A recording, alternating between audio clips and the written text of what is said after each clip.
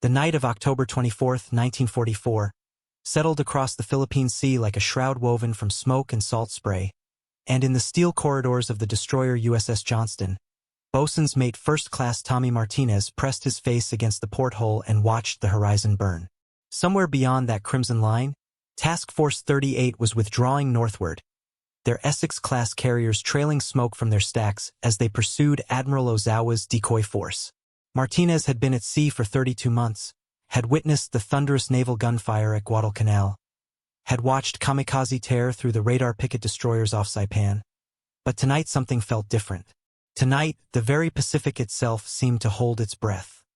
At 0330 hours on October 25, 1944, Admiral Takeo Kurita's center force emerged from San Bernardino Strait like ghosts materialized from the darkness. The heavy cruiser Kumano led the column, her 8-inch guns trained toward the southern horizon, where the glow of American landing craft illuminated the invasion beaches of Leyte. Behind her came the super battleship Yamato, her 181-inch guns capable of hurling 3,200-pound shells 26 miles, followed by the battleship Nagato, the heavy cruisers Chokai, Chikuma, and Tone. 23 warships in total, the remnants of the combined fleet's most powerful striking force, bearing down on what they believed to be the lightly defended escort carriers of Task Unit 7743. Lieutenant Commander Robert Copeland stood on the bridge of the destroyer escort USS Samuel B.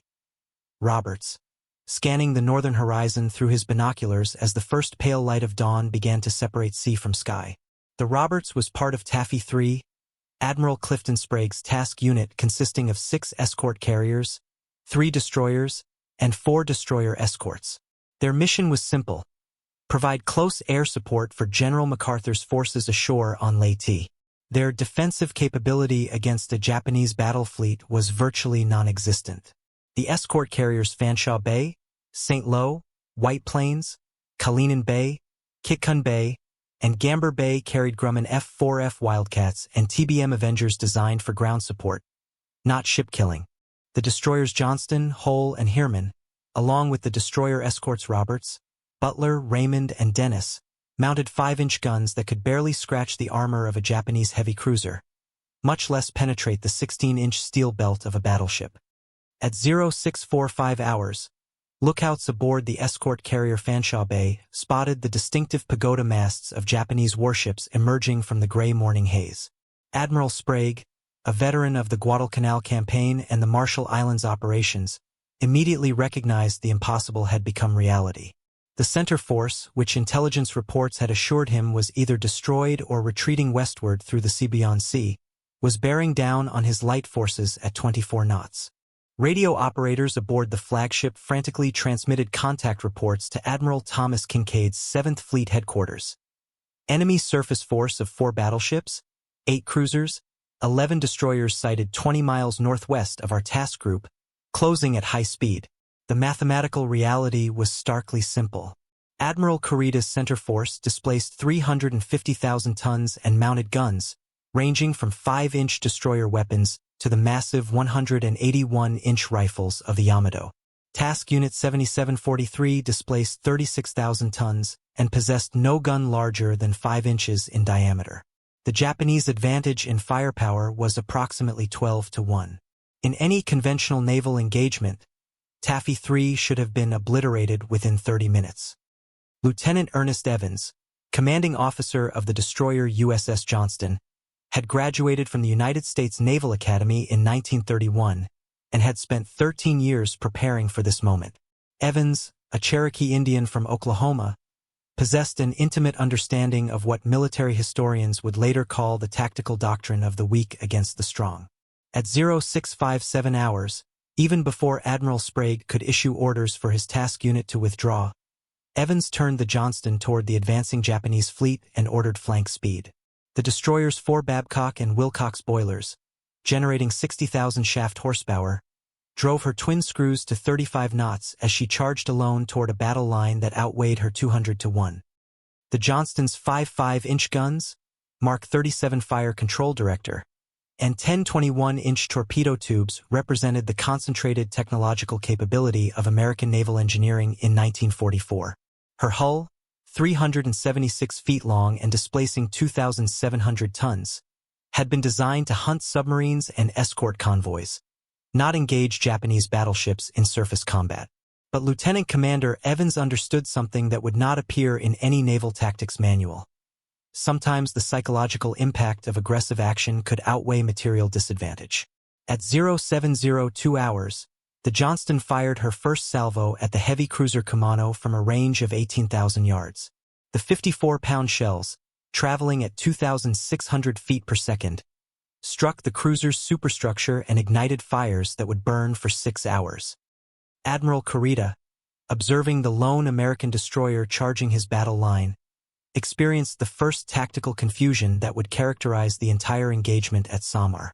Intelligence reports had indicated that Task Force 38's fast carriers were operating in this area. The sight of a destroyer attacking with such ferocity suggested that he was facing not escort carriers but fleet carriers, protected by heavy cruisers and battleships positioned beyond the horizon. At 0705 hours, Kurita ordered his ships to assume anti-aircraft formation rather than the line of battle that would have been appropriate for engaging light surface units. This single tactical decision would cost the center force critical minutes and allow the American destroyers to close to torpedo range. The destroyer USS Hull, commanded by Lieutenant Commander Leon Kintberger, followed the Johnston into her suicidal charge. Kintberger, a 1934 Naval Academy graduate who had served aboard the battleship USS West Virginia during the Pearl Harbor attack, understood that his ship's survival depended entirely on closing to torpedo range before the Japanese heavy guns could find the range. The Hull's 5.5-inch guns opened fire at 0708 hours, targeting the heavy cruiser Chikuma, while her torpedo crew prepared the quintuple torpedo mount for launch. The Mark 15 torpedoes, each weighing 3,061 pounds and carrying a 643-pound warhead, possessed a maximum range of 4,500 yards at high speed. To reach effective torpedo range, the Hull would have to survive the concentrated fire of 4 Japanese heavy cruisers whose 8-inch guns could penetrate 4 inches of steel armor at 15 miles. At 0715 hours, the Japanese heavy cruiser Chokai straddled the Johnston with her first salvo, and the second salvo struck home. 3 8-inch shells penetrated the destroyer's hull aft of the after engine room, severing steam lines and electrical cables. A 4th shell struck the after gun mount, killing or wounding the entire crew. Lieutenant Commander Evans, blood streaming from shrapnel wounds in his face and left hand, maintained course toward the enemy fleet even as his ship began to lose speed from the engineering casualties. At 0720 hours, with the range closed to 9,000 yards, the Johnston launched her full spread of 10 torpedoes at the heavy cruiser Kumano. 2 Mark 15 torpedoes struck the cruiser's bow, tearing away 40 feet of her forecastle and reducing her speed to 16 knots. The Kumano, flooding heavily forward, was forced to withdraw from the battle line. The escort carrier Gamber Bay, flagship of Captain Walter Vueg's Carrier Division 25, came under direct fire from the Japanese battleships at 0722 hours. The Yamato's 181-inch guns, originally designed to penetrate the armor of American fast battleships, created geysers 300 feet high when they struck the water near the thin-skinned escort carrier. The Gamber Bay, built on a merchant ship hull and protected by steel plating no thicker than 1 inch, possessed no armor capable of stopping even a Japanese destroyer's 5-inch shells. Captain Vueg ordered his pilots to launch immediately, even though most aircraft carried only general-purpose bombs and 50-caliber ammunition suitable for close air support rather than ship attack. Lieutenant Commander Robert Fowler, commanding Air Group 10 aboard the Gamber Bay, led 18 TBM Avengers and 12 F-4F Wildcats against the center force in what naval historians would later describe as one of the most desperate air attacks of the Pacific War. The Avengers carried 500-pound general-purpose bombs instead of the armor-piercing bombs or torpedoes needed to penetrate Japanese heavy ship armor. The Wildcats carried only 50-caliber machine guns and small fragmentation bombs designed for strafing ground targets. At 0730 hours, Fowler led his strike group in a low-level attack against the battleship Yamato, their bombs exploding harmlessly against the superbattleship's 16-inch armor belt while machine gun bullets bounced off her massive gun turrets like hail. Yet the psychological impact of the air attack proved far more significant than its material damage. Admiral Kurita, watching American aircraft diving on his flagship from multiple directions, became convinced that he was facing a major carrier task force rather than escort carriers. At 0735 hours, he ordered his ships to commence radical maneuvering to avoid air attack, breaking up the careful formation that would have concentrated his firepower against the American surface ships. The battleship Nagato turned 30 degrees to port, the heavy cruiser Tone turned to starboard, and the Yamato began a series of zigzag maneuvers that reduced her speed from 24 knots to 18 knots and took her main battery off target for critical minutes. The destroyer USS Herman, commanded by Lieutenant Commander Amos Hathaway, initiated her attack run at 0740 hours, targeting the heavy cruiser Chikuma from a range of 14,000 yards.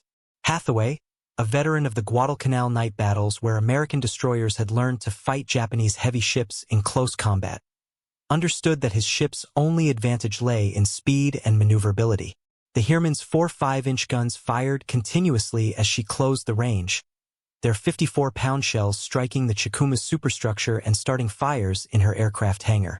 At 0748 hours, the Herman launched 7 torpedoes at the heavy cruiser, scoring 1 hit that flooded her forward engine room and reduced her speed to 12 knots. The destroyer escort USS Samuel B. Roberts, nicknamed Sammy B by her crew, joined the attack at 0750 hours despite being outgunned by every ship in the Japanese fleet. Lieutenant Commander Copeland, who had trained his crew relentlessly in gunnery drills during the long voyage from San Diego to the Philippines, ordered his 2 5-inch guns to target the heavy cruiser Chokai. The Roberts gun crews, many of them teenage sailors who had never seen combat before the Leyte invasion, fired their weapons with a precision that would have impressed gunnery instructors at the Naval War College. Their shells, though too small to penetrate the cruiser's vital spaces, damaged her fire control radars and wounded several officers on her bridge. At 0755 hours, the Japanese heavy cruiser Chikuma, maneuvering to avoid the Herman's torpedo attack, collided with the heavy cruiser Tone in a grinding crash of steel that damaged both ships' hulls and reduced their speed. Admiral Kurita, observing this collision along with the fires burning aboard the Kumano and the apparent intensity of American air attacks, began to question whether continuing the attack would result in the destruction of his entire force. The original operational plan had called for the center force to reach the Leyte invasion beaches by 0600 hours, coordinate with Admiral Nishimura's southern force approaching through Surigao Strait, and destroy the American amphibious shipping before withdrawing. It was now nearly 0800 hours, and instead of finding defenseless transports, he had encountered what appeared to be a well-defended carrier task force supported by aggressive destroyer attacks. The escort carrier St. Lo, commanded by Captain Francis McKenna, came under concentrated fire from the Japanese battleships at 0802 hours. An 8-inch shell from the heavy cruiser Tone struck her flight deck near the island structure, penetrating to the hangar deck where it detonated among parked aircraft. Aviation gasoline fires erupted immediately, sending thick black smoke billowing from the carrier's hull. Damage control teams, trained in the hard school of Pacific combat, attacked the fires with foam and water while the ship's 5-inch guns continued firing at the approaching Japanese fleet. Captain McKenna, a veteran of the pre-war Navy who had served aboard destroyers during the Atlantic neutrality patrols, maintained his ship's course despite the fires raging below decks. Lieutenant Joseph McGraw, pilot of TBM Avenger 23 from Air Group 68, made what historians would later call the most significant torpedo attack of the battle at 0810 hours.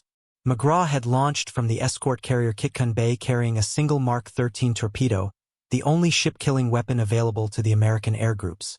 Flying at 50 feet above the wave tops to avoid Japanese anti-aircraft fire, McGraw approached the battleship Yamato from her port quarter and released his torpedo at 800 yards range. The Mark 13 torpedo, though plagued by reliability problems early in the war, had been improved with magnetic exploders and improved guidance systems by late 1944. McGraw's torpedo struck the Yamato's hull below her No. 1 turret, creating a 30-foot hole that flooded 3 compartments and gave the massive battleship a slight list to port.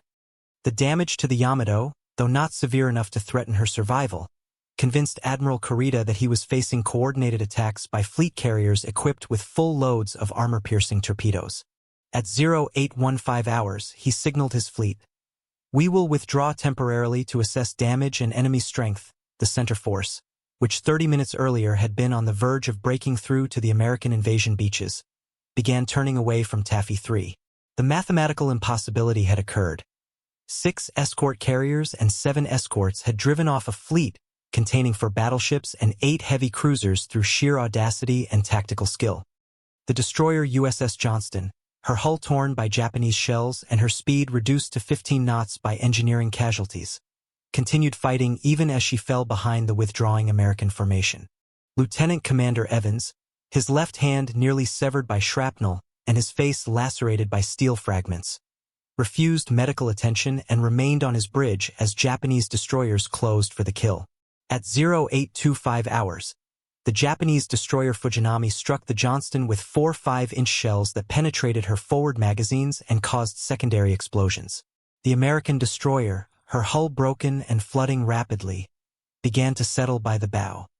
Evans ordered abandon ship at 0830 hours, but remained aboard with a volunteer crew to keep the 5-inch guns firing until the last possible moment.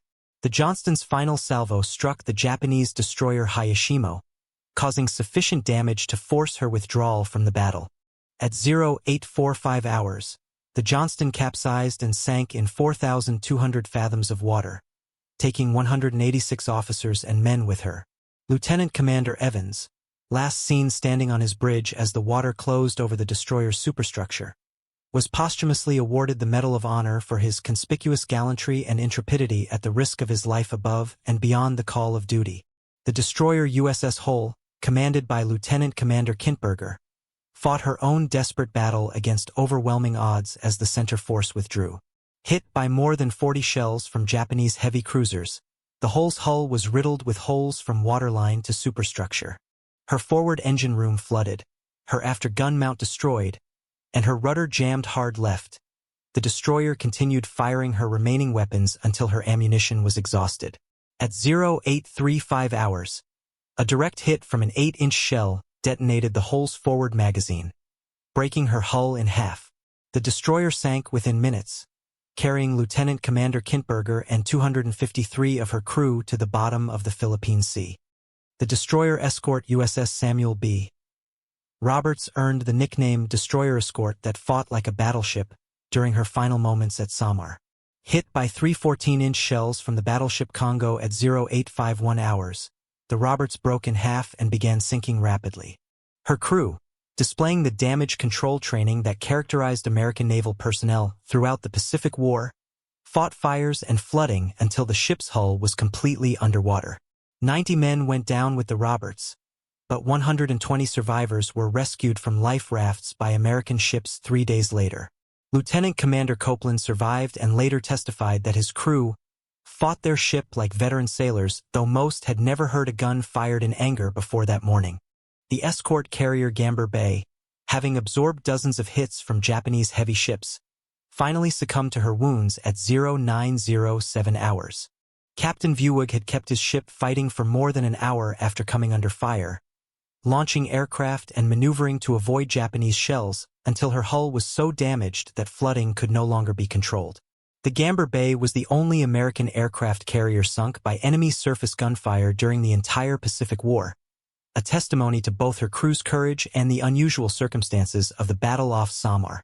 800 survivors were rescued from the water by American destroyers after floating for 2 days in shark-infested waters. Admiral Kurita's decision to withdraw from Samar at the moment of victory would be debated by naval historians for decades afterward. The center force had accomplished its mission of breaking through American destroyer screens and was within gun range of the escort carriers when the withdrawal order was given. Japanese shells were falling among the invasion shipping off Leyte when Admiral Kurita ordered his ships to reverse course. The tactical factors that influenced his decision included the aggressive defense mounted by American destroyers, the apparent strength of American air attacks, and his belief that he was facing fleet carriers rather than escort carriers. The strategic factor was his growing realization that the Show 1 operation had already failed, that Admiral Nishimura's southern force had been destroyed in Surigao Strait, and that continuing the attack would only result in the pointless destruction of his remaining ships. The battle off Samar was only one engagement in the larger battle of Leyte Gulf, which raged across 100,000 square miles of the Philippine Sea from October 23 to October 26, 1944. Admiral William Halsey's Third Fleet was simultaneously engaging Admiral Ozawa's carrier force off Cape Ingano, where American aircraft sank 4 Japanese aircraft carriers and destroyed the last remnants of Japanese naval aviation. Admiral Jesse Oldendorf's battleships and cruisers had crossed the T against Admiral Nishimura's southern force in Surigao Strait, sinking 2 Japanese battleships in the last battleship versus battleship engagement in naval history. The combined engagements involved 244 warships and constituted the largest naval battle ever fought. The strategic consequences of Leyte Gulf were immediate and decisive. The Japanese combined fleet, which had dominated the Western Pacific from Pearl Harbor to Midway, ceased to exist as an effective fighting force. Of the 67 major warships that Japan had deployed in the Show 1 operation, only 29 remained operational at the battle's conclusion. Japan lost 4 aircraft carriers, 3 battleships, 10 cruisers, and 11 destroyers, along with most of her remaining trained pilots. American losses included 1 light carrier, 2 escort carriers, 2 destroyers, and 1 destroyer escort.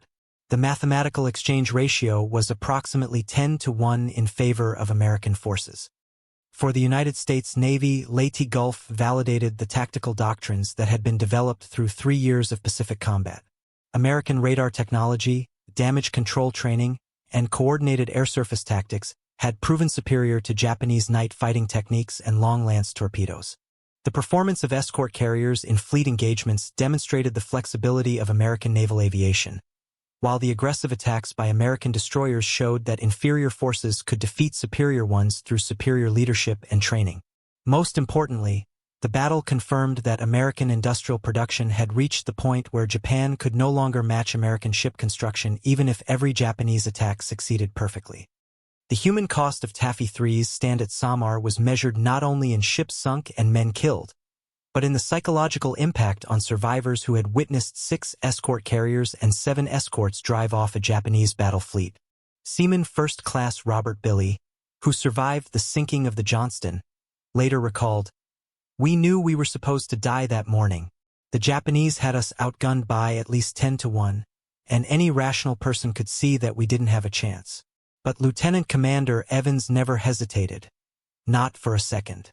When he saw those Japanese ships on the horizon, he turned toward them and ordered flank speed. I think that's when we all realized that courage isn't about not being afraid. Courage is about doing your duty when you're scared to death." Chief Petty Officer Thomas Stevenson, damage control chief aboard the Samuel B. Roberts, spent 3 days floating in a life raft after his ship was sunk. His account of the battle, recorded by naval intelligence officers in the hospital ship Repose, captured the essential spirit of the American sailors who fought at Samar. "The skipper told us we were going in against battleships and cruisers, and that we probably wouldn't be coming back. But he also told us that those Japanese ships were heading for the invasion beaches, where our guys were depending on us to keep the enemy away. So we went in. It wasn't about being heroes or anything like that. It was about doing the job we were trained to do, no matter what the odds were." Lieutenant Vernon Michel, communications officer aboard the escort carrier St. Lo, survived the sinking of his ship only to be killed 3 hours later when a kamikaze aircraft crashed into the escort carrier White Plains. His final radio transmission, preserved in the communication logs of Task Unit 7743, demonstrated the matter-of-fact courage that characterized American naval personnel throughout the Pacific War. "St. Lo is going down, but her planes are still in the air and her guns are still firing. We have done our duty. Good luck to the rest of the fleet." The Battle of Leyte Gulf marked the beginning of the end for Japanese naval power in the Pacific, but it also demonstrated the desperate measures that Japan would employ in the war's final months. The kamikaze attacks that began during the Leyte operation would intensify during the campaigns for Iwo Jima and Okinawa, reflecting Japan's willingness to sacrifice individual lives in increasingly futile attempts to prevent American victory. The tactical lessons learned at Leyte Gulf would prove crucial during these final battles, as American naval forces faced an enemy that had abandoned conventional naval tactics in favor of suicide attacks designed to maximize American casualties rather than achieve strategic objectives. For Admiral Kurita, The withdrawal from Samar represented both a tactical failure and a strategic recognition of reality. His decision to break off the attack when victory seemed within reach would be criticized by Japanese naval historians for decades afterward. But Kurita understood better than his critics that the Center Force's mission had become impossible not because of American resistance at Samar, but because the larger Show 1 operation had already failed. The destruction of Admiral Nishimura's force in Surigao Strait meant that the coordinated attack on the Leyte invasion beaches could not succeed. Continuing the attack would have resulted in the destruction of his ships without achieving any strategic purpose. The mythology that grew around the battle off Samar in post-war American naval history emphasized the David versus Goliath nature of the engagement, the heroism of individual sailors, and the tactical brilliance of American commanders. These elements were certainly present in the battle, but they obscured the larger strategic factors that made American victory inevitable. By October 1944, the United States Navy possessed overwhelming material superiority in every category of naval warfare. American shipyards were launching escort carriers at the rate of 1 per week, destroyers at the rate of 3 per week, and major combatants at rates that Japanese industry could not match even if every American ship were sunk immediately upon launching. The radar technology that allowed American ships to detect Japanese forces at ranges of 20 miles or more gave American commanders tactical advantages that Japanese night fighting techniques could no longer overcome. The damage control training that enabled American ships to survive hits that would have sunk Japanese vessels reflected not only superior techniques but superior materials, American steel, American electronics, and American engineering. Most importantly, the industrial base that supported American naval operations was growing stronger each month while Japanese industry was being systematically destroyed by B-29 bombing raids and submarine attacks on merchant shipping. Lieutenant Robert Hagen, gunnery officer aboard the destroyer Hirman, survived the battle and later commanded a destroyer squadron during the Korean War. His analysis of the tactical factors that determined the outcome at Samar became required reading at the Naval War College. The Japanese had better individual ships, better torpedoes, and more experience in night fighting. But we had better radar, better damage control, better coordination between ships, and most importantly, better training. Our crews had been practicing gunnery and maneuvering for months while the Japanese had been sitting in port conserving fuel. When the shooting started, our superior training made the difference. The strategic significance of Leyte Gulf extended far beyond the immediate tactical results of the various engagements. The destruction of Japanese naval aviation at Cape Ingano eliminated Japan's ability to conduct coordinated air-sea operations, forcing the Japanese military to rely increasingly on suicide attacks that could achieve only tactical effects. The loss of experienced pilots and aircraft mechanics could not be replaced by Japanese training programs that had been disrupted by fuel shortages and bombing raids. By November 1944, Japanese naval aviation existed primarily on paper, with aircraft but no trained crews to fly them effectively. The sinking of Japanese battleships in Surigao Strait marked the end of the battleship era in naval warfare, though this was not immediately apparent to contemporary observers. The coordinated torpedo attacks by American destroyers, followed by crossing the T with battleship gunfire, represented the culmination of surface warfare tactics that had been developing since the beginning of the 20th century. Future naval battles would be decided primarily by aircraft and guided missiles, making the massive guns of World War II battleships as obsolete as the smoothbore cannons of sailing ships. For the men who fought at Leyte Gulf, the battle's strategic significance was less important than its immediate human cost. The Philippine Sea off Samar contained 1,500 American sailors floating in life rafts and debris fields, many of them wounded, all of them exhausted by hours of combat. Rescue operations continued for 3 days as American destroyers and patrol craft searched for survivors among the oil slicks and wreckage. Sharks, attracted by blood and debris, killed an unknown number of sailors before rescue ships could reach them. The tropical sun, blazing down on men who had no shelter and little fresh water, caused heat exhaustion and delirium among survivors who had already endured the trauma of watching their ships destroyed around them. Chief torpedo man Harold Larson, who survived the sinking of the USS Johnston, later described the 3 days he spent in the water as worse than the battle itself. During the fight, you're too busy to be scared. You've got a job to do and training takes over. But floating in that oil and debris, watching guys die from their wounds or just give up and slip under the water, that's when you realize what war really costs. We lost a lot of good men in those life rafts. Men who had survived the battle but couldn't survive the waiting. The tactical innovations developed during the Battle of Leyte Gulf would influence naval warfare for the remainder of World War II and beyond. The coordinated use of radar picket destroyers to provide early warning of air attacks became standard practice during the Iwo Jima and Okinawa campaigns. The aggressive tactics employed by American destroyers in surface engagements were refined and systematized, leading to the development of post-war destroyer doctrine that emphasized speed and firepower over armor protection. Most importantly, the integration of air and surface operations that characterized American naval tactics at Leyte Gulf became the foundation for carrier task force operations that would dominate naval warfare through the jet age. The psychological impact of Leyte Gulf on Japanese naval personnel was as devastating as the material losses. Captain Toshikazu Ami, who served as operations officer to Admiral Kurita during the battle, later wrote, "We had trained for years to fight the decisive battle that would determine the outcome of the war. When that battle finally came, we discovered that we were no longer fighting the United States Navy that we had studied and planned against. We were fighting an entirely different force, one that possessed technological capabilities and tactical flexibility that our doctrine could not counter." Admiral Somu Toyota, Commander-in-Chief of the Combined Fleet, acknowledged the finality of Japan's naval defeat in his post-war interrogation by American intelligence officers. After Leyte Gulf, the Combined Fleet existed only as an administrative organization. We had no carriers capable of launching aircraft, no pilots trained to fly coordinated missions, and no fuel to conduct extended operations. The remaining battleships and cruisers were essentially useless, since they could not operate without air cover and could not reach combat zones without being detected and attacked by American submarines and aircraft. The Battle of Leyte Gulf represented the culmination of 3 years of Pacific naval warfare, during which both sides had adapted their tactics and technology to the unique conditions of ocean combat across vast distances.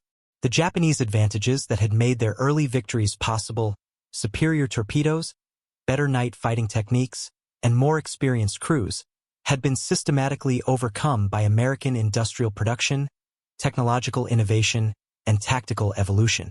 The numerical superiority that allowed the United States Navy to deploy multiple task forces simultaneously across the Pacific had reached the point where Japanese forces could no longer concentrate sufficient strength to achieve local victory even under the most favorable conditions. For Admiral Chester Nimitz, Commander-in-Chief of the Pacific Fleet, Leyte Gulf validated the strategic concept that had guided American naval operations since the Doolittle Raid in April 1942.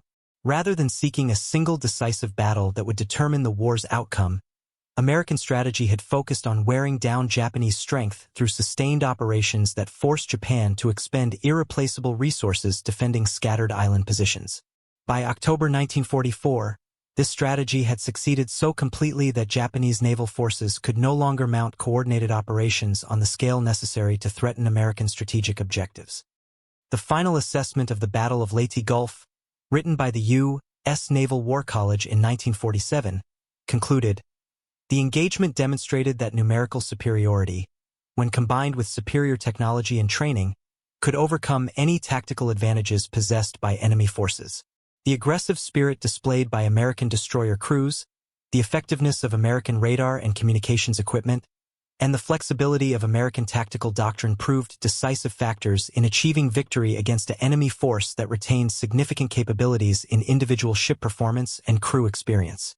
The human dimension of Leyte Gulf could not be captured in tactical analyses or strategic assessments. For the 1,500 American sailors who had fought in the battle, survival became a matter of individual endurance and collective support that extended far beyond the formal end of hostilities. Many veterans of Leyte Gulf never fully recovered from the psychological trauma of watching their ships destroyed and their shipmates killed. Others carried physical wounds that reminded them daily of the price of victory in the Pacific War. Seaman Second Class James Murphy, who served aboard the escort carrier Gambier Bay, spent 4 months in naval hospitals recovering from burns suffered when his ship was hit by Japanese shells. His letter to his family, written from the hospital ship repose in December 1944, captured the complex emotions experienced by Pacific War veterans. "I keep thinking about the guys who didn't make it off the ship, Good sailors, most of them just kids like me, who joined the Navy to see the world and ended up dying in the middle of the ocean thousands of miles from home. I made it through, but I can't figure out why. There's no sense to it, no reason why some lived and others died. All I know is that we did our job, and maybe that's enough. The strategic consequences of Leyte Gulf extended into the post-war period, as the United States Navy emerged from World War II as the dominant naval power in the world. The tactical doctrines, technological capabilities, and operational experience gained during the Pacific War would influence American naval policy through the Cold War and beyond. The carrier task forces that had proven so effective against Japanese naval aviation would be adapted for nuclear warfare, while the amphibious warfare techniques perfected during island-hopping campaigns would be refined for potential operations against Soviet positions in Europe and Asia. For Japan, Leyte Gulf marked the beginning of a desperate final phase of World War II characterized by kamikaze attacks, civilian mobilization, and preparations for a homeland defense that would cost millions of lives. The destruction of the combined fleet eliminated Japan's ability to prevent American invasion of the home islands, making the eventual use of atomic weapons almost inevitable as the only alternative to a costly amphibious assault. The strategic miscalculations that led to Leyte Gulf, particularly the belief that a single decisive victory could reverse 3 years of accumulated defeats, reflected the fundamental Japanese misunderstanding of American industrial capacity and strategic endurance. The Battle of Leyte Gulf thus represented not only the largest naval engagement in history, but also the decisive moment when World War II's outcome in the Pacific became mathematically certain. The tactical heroism displayed by American sailors at Samar, the strategic brilliance of Admiral Halsey's deception operations at Cape Ingano, and the systematic destruction of Japanese naval power in Surigao Strait combined to create a victory so complete that Japan could no longer mount effective resistance to American strategic objectives. The Pacific War would continue for 10 more months, but its conclusion had been determined in the waters off the Philippines during 4 days in October 1944, when the United States Navy demonstrated that American democracy possessed both the military capability and the moral determination necessary to achieve total victory over fascist aggression. In the end, the men who fought at Leyte Gulf had participated in something larger than a naval battle. They had witnessed the climactic moment of a global struggle between fundamentally different concepts of civilization and human worth. Their victory ensured that the Pacific Ocean would be dominated by democratic nations committed to individual freedom rather than totalitarian empires built on racial supremacy and military conquest. The price they paid for this victory, measured in ships sunk, lives lost, and bodies broken, was high, but it purchased a peace that would last for generations and a world order based on international law rather than military force. The legacy of Leyte Gulf lived on in the United States Navy through traditions of aggressive leadership, technological innovation, and tactical flexibility that would characterize American naval operations through the nuclear age and beyond. The destroyer crews who charged Japanese battleships at Samar, the carrier pilots who pressed home attacks against overwhelming anti-aircraft fire, and the damage control teams who kept their ships fighting until the last possible moment established standards of professional excellence that would inspire subsequent generations of American sailors. Their example proved that democratic societies could produce military forces capable of defeating any totalitarian regime, no matter how well-trained or fanatically motivated. For the historians who would study Leyte Gulf in the decades following World War II, the battle represented a turning point not only in naval warfare but in the larger story of human civilization's struggle against tyranny. The tactical innovations pioneered during the engagement would influence military thinking well into the missile age, while the strategic principles demonstrated during the campaign would guide American defense policy through the Cold War. Most importantly, the human qualities displayed by American sailors during those 4 days in October 1944, courage under fire, loyalty to shipmates, and dedication to duty despite overwhelming odds, would remain as relevant to future conflicts as they had been to the defeat of Imperial Japan. The Philippine Sea, which had witnessed the largest naval battle in history, returned to its ancient rhythm of wind and wave, but beneath its surface lay the wreckage of ships and the graves of sailors whose sacrifice had changed the course of human history. The USS Johnston, USS Hull, USS Samuel B. Roberts, and USS Gambier Bay rested in the deep waters off Samar as monuments to the courage of ordinary men who had faced impossible odds and prevailed through superior training, better equipment, and an unshakable belief in the cause for which they fought. Their victory at Leyte Gulf ensured that the Pacific Ocean would remain free for navigation by all nations, that democratic governments would survive to protect individual liberty, and that the sacrifice of those who died would not be forgotten by the generations who inherited the freedom they had purchased with their lives.